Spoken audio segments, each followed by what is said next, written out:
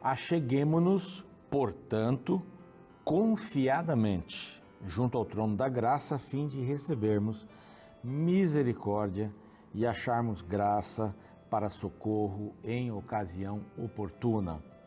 E o grande Paulo, né? Eu acredito que Paulo escreveu Hebreus, alguns têm aí algumas razões para dizer que não foi e tal, mas eu acredito. E Paulo aqui que tem até um estilo diferente aqui para escrever este livro aos Hebreus, mas deixa uma mensagem tremenda. Vamos nos aproximar, né, com confiança junto ao trono da graça, a fim de recebermos misericórdia. Deus tem duas mãos, eu tenho falado aqui, já falei algumas vezes, Deus tem duas mãos, a mão da graça e a mão da misericórdia. Com a mão da graça, aliás, com a mão da misericórdia, Deus tira o que eu mereço, mas são as suas misericórdias a razão de não sermos consumidos. Lamentações. E a mão da graça dá o que eu não mereço. Enquanto a mão da misericórdia tira o que eu mereço, o que é? Destruição. Isso é juízo final. Não é? Mas a mão, o juízo final todo mundo vai passar, né? Mas a destruição, né? A falta de perdão, talvez. Mas eu não mereço isso. Deus tira o que, aliás, eu mereço isso. Deus tira o que eu mereço. E com a mão da graça, Deus dá o que eu não mereço. O que eu não mereço? Perdão, paz, tranquilidade, amor, todos esses que são componentes do fruto do Espírito Santo. Então, este verso lindo é a palavra de Deus. E este aqui é o programa Reavivados por Sua Palavra, aqui da TV Novo Tempo. Estamos juntos todos os dias, às 6 da manhã, às 11h30 da noite, às 3 da manhã também com o mesmo capítulo. Depois, no outro dia, muda e assim nós vamos um capítulo a cada dia, estudando a palavra, nos aproximando de Deus. A gente acorda, arruma a cama, estuda a palavra e sai para ser Jesus para as pessoas. É o nosso motto aqui. Nós estamos muito agradecidos aos Anjos da Esperança. São seres especiais, são anjos mesmo, que nos apoiam com suas doações para que possamos pregar o Evangelho em português e espanhol para todo o mundo, através do rádio, da TV, das mídias sociais, dos cursos bíblicos também. Quero convidar você a se tornar também um anjo da esperança. Basta mandar uma mensagem para este WhatsApp aqui, tá bom? Aí nós vamos ficar muito felizes e felizes também com as suas orações, com o seu apoio. Graças aos Anjos da Esperança, nós podemos oferecer para você essa revista maravilhosa aqui, Super Lupa, A Volta ao Mundo em 7 Dias.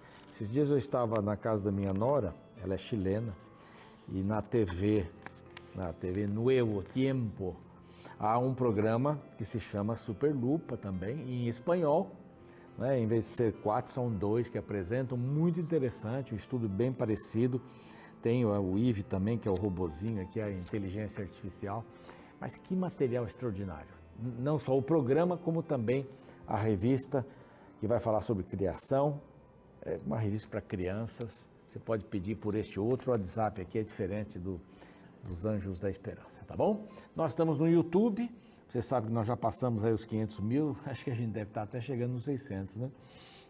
Como o programa é gravado, eu falei em algumas ocasiões que a gente já tinha, estava perto, e a gente já tinha passado dos 500 mil, louvado seja Deus. Se você não se inscreveu ainda no nosso canal Reavivados por Sua Palavra, NT, este é o nosso canal no YouTube, ali você pode copiar não só o canal, o link do canal, como também do programa, toda a Bíblia está gravada ali para você poder curtir todos os dias a Palavra de Deus. Nós também estamos no NT Play, estamos no Deezer, no Spotify. Ali você tem, desde Gênesis, nesses 2 últimos, até o capítulo de hoje, que é o capítulo 7 de Jeremias. Nós vamos para um intervalo, na volta, a gente vai passar então esse capítulo. No YouTube não temos intervalo, é VaptVup, vai rapidinho. E aqueles que estão na TV vão conhecer um pouquinho mais sobre a TV Novo Tempo. Espero você não saia daí, hein?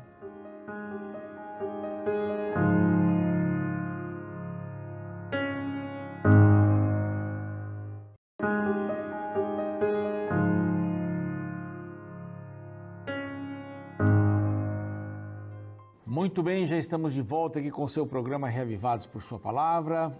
estudando agora o capítulo 7. Vamos começar um novo bloco, né? A voz do templo. Nós já passamos por 2 blocos aqui no livro de Isaías. Um livro de tristeza, né? Um livro de tristeza. Antes, durante e depois do cativeiro babilônico. Um livro de muita tristeza.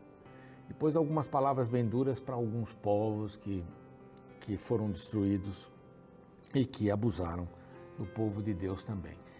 Aqui a gente encontra esse marido traído, né? Podemos dizer assim, até a linguagem de mulher adúltera aparece aqui, para o povo de Israel. E esse marido traído que acaba dando uma disciplina bastante dura para o povo de Israel.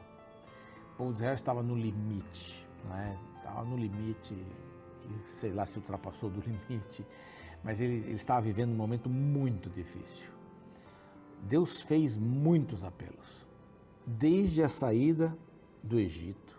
Vamos pegar daí, da saída do Egito, aquele povo enorme, alguns acham 2,5 milhões de pessoas, 2 milhões, 1,5 milhão, não importa, mas era muita gente que sai dali, o mar vermelho abre, cai maná do céu, cordonizes também, e nuvem durante o dia, e coluna de fogo à noite, e aqueles milagres acontecendo, e Monte Sinai, relâmpagos e tal, e o povo ainda adora um bezerro de ouro.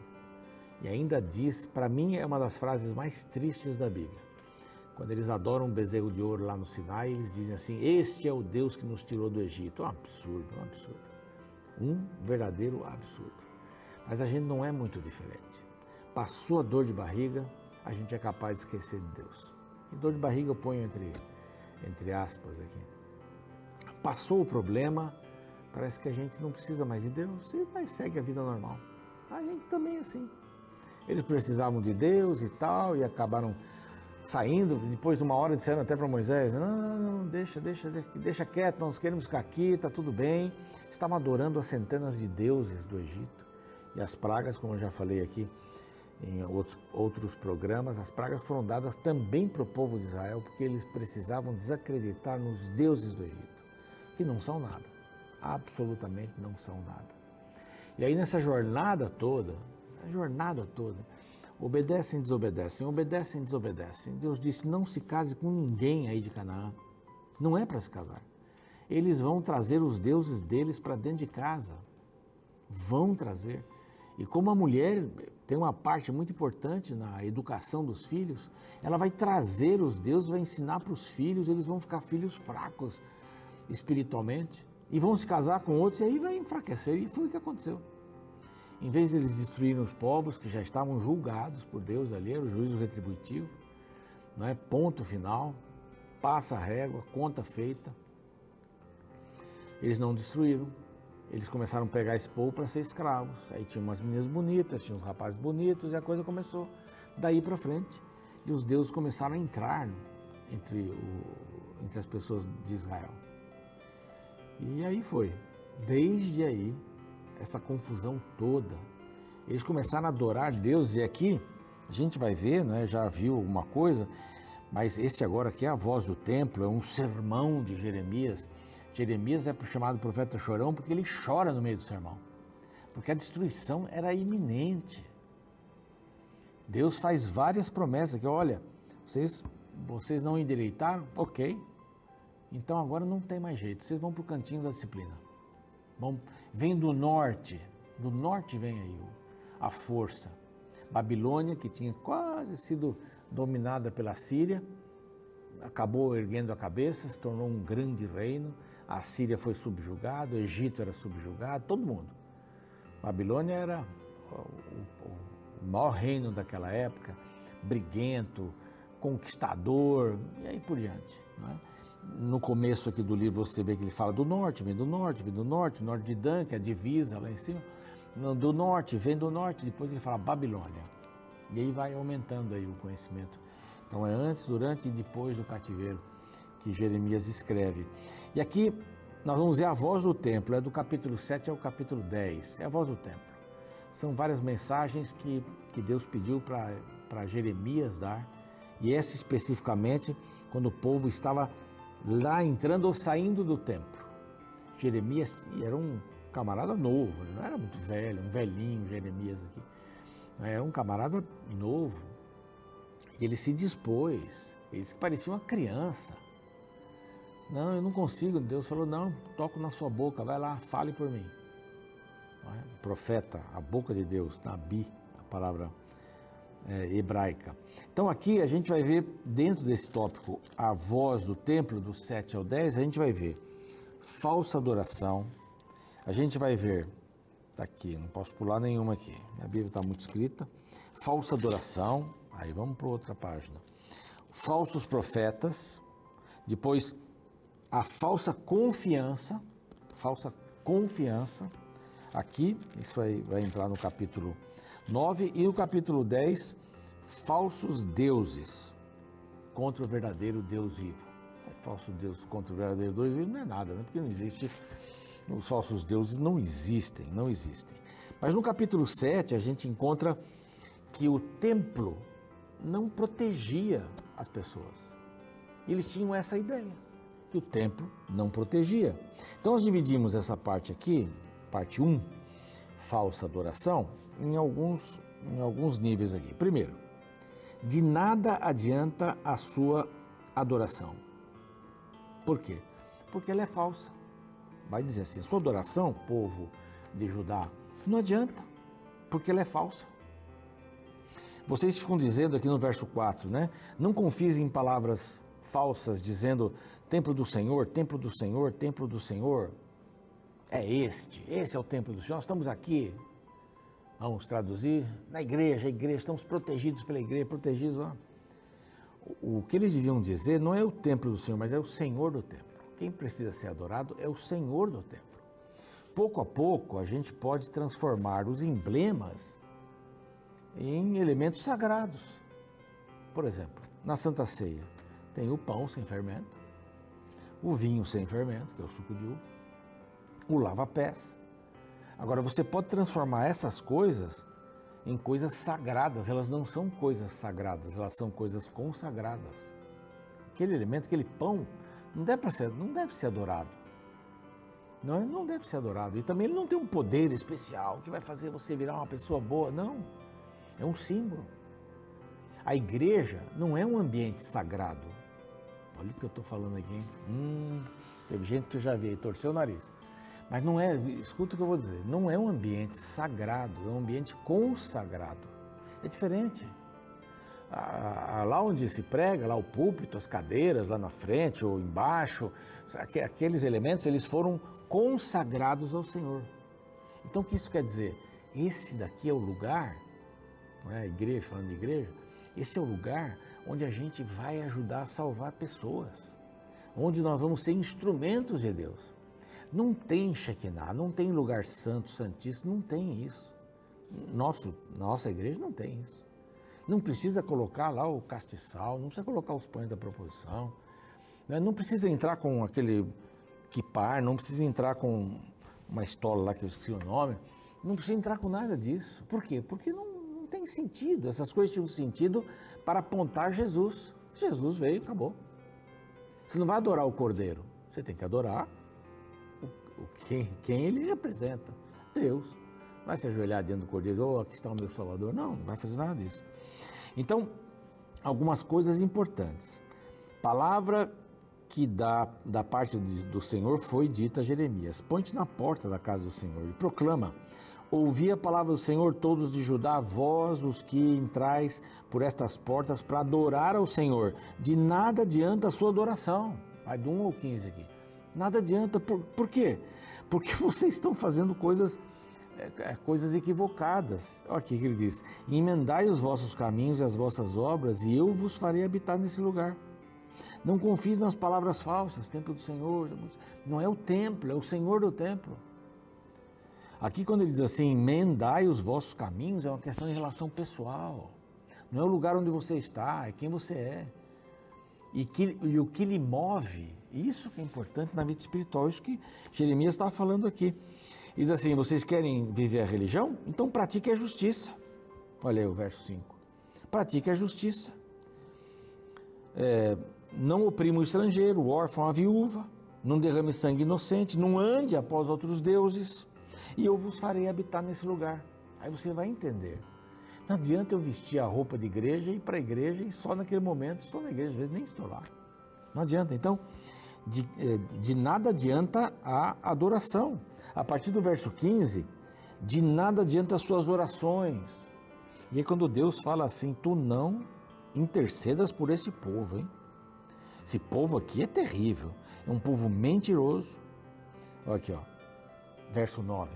Furtais e matais, cometeis adultério, jurais falsamente, queimais incenso a Baal, andais atrás de outros deuses. Depois vocês vêm a mim. Qual o sentido? Acender uma vela para cada santo? É um linguajar popular aí. Então, essa casa não vai ser covil de salteadores. Jesus usa essa expressão, né, no verso 11 aqui. Bom, aí vai dizendo como é que o povo era. Saiam da minha presença, ele diz aqui no verso 15, né? Eu vou tirar vocês da minha presença como fiz com Efraim, que é Israel. Mesma coisa. Então, de nada vale as suas orações. Eu não te ouvirei, Jeremias, se você orar por esse povo. Mas como assim? Deus não vai ouvir oração nenhuma? Aqui é um exemplo do tipo de Moisés, é um tipo de Moisés. Deus diz para Moisés, eu vou riscar esse povo. Jeremias sempre foi, não. Mas não adianta. Aí ele vai falar uma coisa aqui muito estranha. Acaso, verso 17, não vês tu o que andas fazendo nas cidades de Judá? Judá é um reino, né, grande. E nas ruas de Jerusalém? O que estão fazendo? Os filhos apanham a lenha, os pais acendem o fogo e as mulheres amassam farinha para se fazer bolos. É bolos ou bolos? Acho que é bolos. É bolos, é mais bonito. Bolos à rainha do céu e oferecem libações a outros deuses para me provocarem a ira. Olha o que o povo estava longe do Senhor. E aqui eles estavam fazendo exatamente o que Deus tinha pedido lá no passado, né? Farinha, efa de farinha com azeite, não sei o que. Eles estavam fazendo exatamente para a rainha dos céus, que era a deusa Estar, que depois virou a deusa de Vênus, né? Aí é a Vênus. Eles adoravam os céus, eram apoiadores da astrologia. Astronomia é coisa boa. Então aqui vai falando mais uma coisa, de nada adianta seus sacrifícios. Vocês podem juntar, verso 21, todos os holocaustos. Tudo que vocês quiserem juntar, pode juntar. Nada falei para os vossos pais, no dia em que os tirei do Egito, nem lhes ordenei que me trouxessem holocausto. Mas espera aí, não tinha falado isso alguma coisa? Não, Deus não colocou a ênfase no holocausto, mas no que ele servia, para que ele servia. Não adianta nada você oferecer alguma coisa sem sentimento, sem sentido, mecanicamente. Você repetir uma reza, não tem sentido. Tem sentido quando você fala de coração, fala lá de dentro, não é? E aqui a gente vê algumas razões, né? Por que Judá vai ser rejeitado? É dureza isso aqui, né? Tem várias coisas aqui, o tempo já não vai me ajudar, mas aqui fala dos profetas, os servos profetas que foram deixados de lado, não foram ouvidos, tal, mas aqui há algumas razões. Deus diz assim, ó, vai lá corta o cabelo careca, né? E vai lá para os montes, ali que vocês fazem suas orações, né? Podem ir para lá. Porque os filhos de Judá fizeram o que era mal perante mim. Puseram seus ídolos abomináveis na casa, que se chama pelo meu nome. Isso é um absurdo. Como é que eles vão botar junto ali do Shekinah um outro Deus? Que nem existe, não significa nada. Aí diz assim, edificaram os altos de Tofete, que está no vale de Inom, para queimarem os seus filhos. Aqui talvez uma ideia de dar o primogênito para Deus, mas ele era dado através de oferta, por causa do Egito, né? Os primogênitos morreram, então Deus disse, o primogênito é meu, mas não era para matar, Deus nunca pediu para matar, ele nunca pediu isso.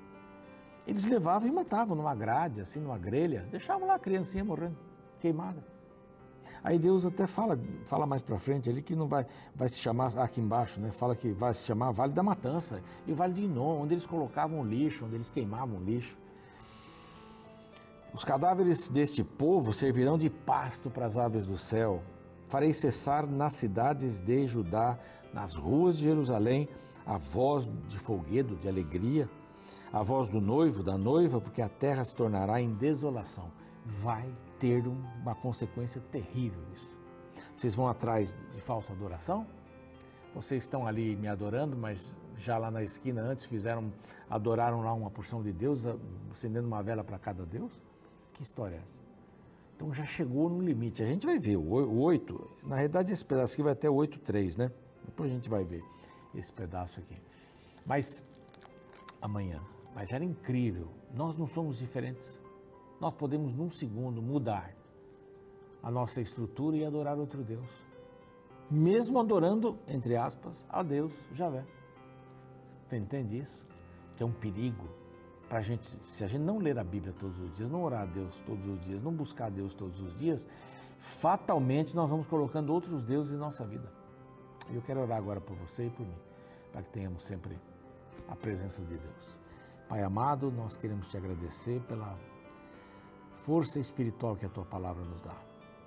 Nos conta essa história triste, um livro todo, uma história muito triste, de um povo que era orientado constantemente, escolheu outro caminho, escolheu o caminho de adorar outros deuses.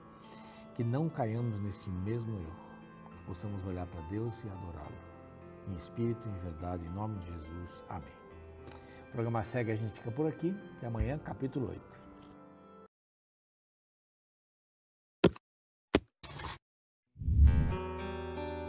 Estes dias, conversando com uma administradora de academia, uma fala me chamou a atenção.